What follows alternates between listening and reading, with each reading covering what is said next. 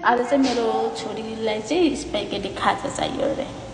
त्यही भएर फर्स्टमा चाहिँ मैले यहाँ चाहिँ बोइल गरेर राखेको छु स्पागेटी। अनि यहाँ चाहिँ मैले गाजर, क्याप्सिकम, प्याज, लसुन र हरियो खुर्सानीलाई चाहिँ तेलमा चाहिँ हल्का रेड बनाउँदैछु।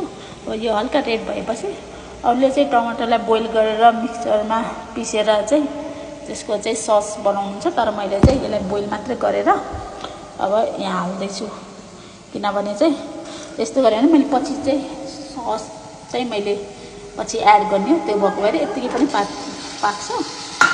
मेरो छोरीको आजको मेरो छोरीको नास्ता हो यो चाहिँ।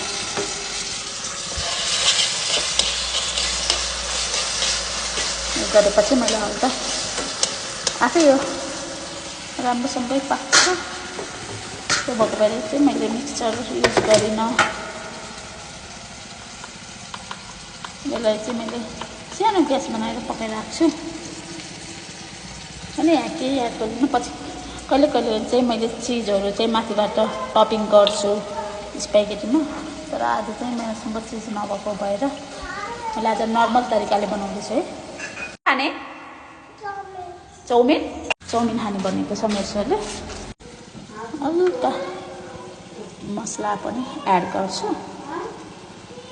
तर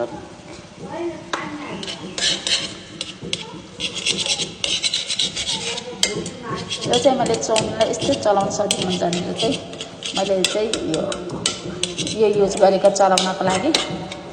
यस्तो रेड भएको छु, लाली मजाले पाकोस्।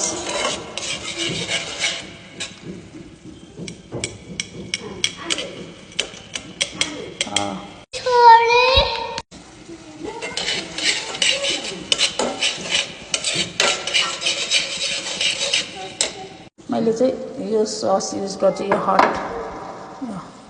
म्यागीको हट स्विट भन्ने होला। मलाई चाहिँ एकदम मनपर्छ यो। यसरी मोल्नु।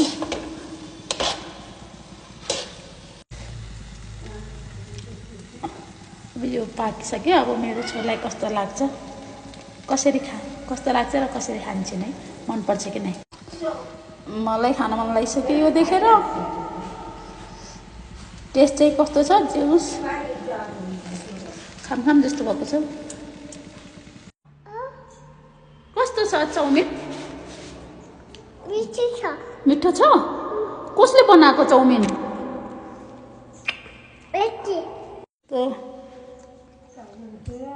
मिठो भएछ?